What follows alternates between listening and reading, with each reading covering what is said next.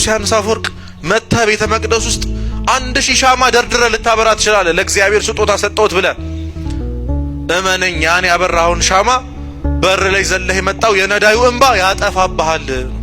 እየሰማችሁኝ ነው? ከዛሽ በር ላይ ዘለናቸው የመጣናቸው ነዳያን እነሱ ጋር የሌለው ክርስቶስ እዚህ ቤተ መቅደስ አይገኝም።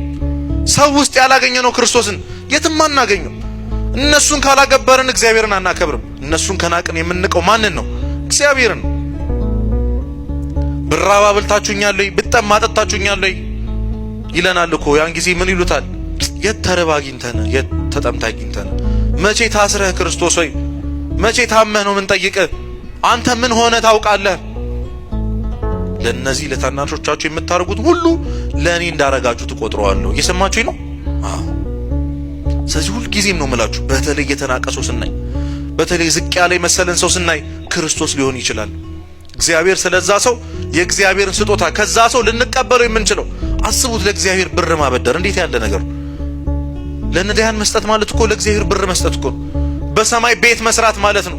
መመጽወትን የመሰለ ቅዱስ ዮሐንስ አፈወርቅ እንዴት ያደንቃታል መሰላችሁ ምጽዋት! ለእግዚአብሔር ብር መስጠት፣ እግዚአብሔርን ማበደር ማለት ነው። በሰማይ መልሰን የምንቀበለውን ዋጋ ዛሬ በምድር መስጠት ማለት እኮ ነው መመጽወት። እኛ ግን አይመስለንም።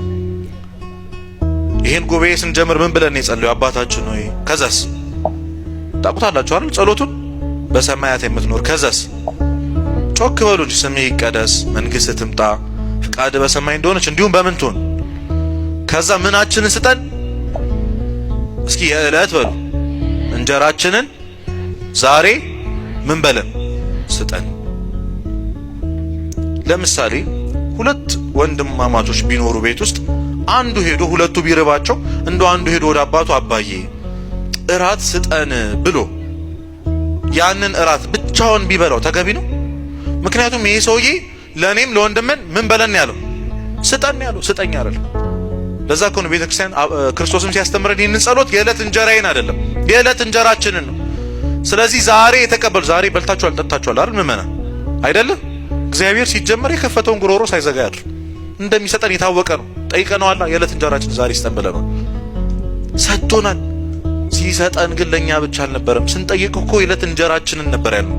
ለኛ ስጠን፣ ለኔና መንገድ ዳር ለወደቀው ለዛ ለነዳዩ እንጀራ ስጠን። ዛሬ የተቀበልነውን ቁርስ እኮ ለኛም ለነዳዩም ነበር። እኛ ግን ብቻችንን በላን ሳናካፍል። እግዚአብሔር ምን ያህል እንደሚጠይቀን አስቡ። ሰውን ማክበር፣ ነዳያንን ማክበር፣ ክርስቶስን እንደሆኑ ማሰብ ያስፈልጋል።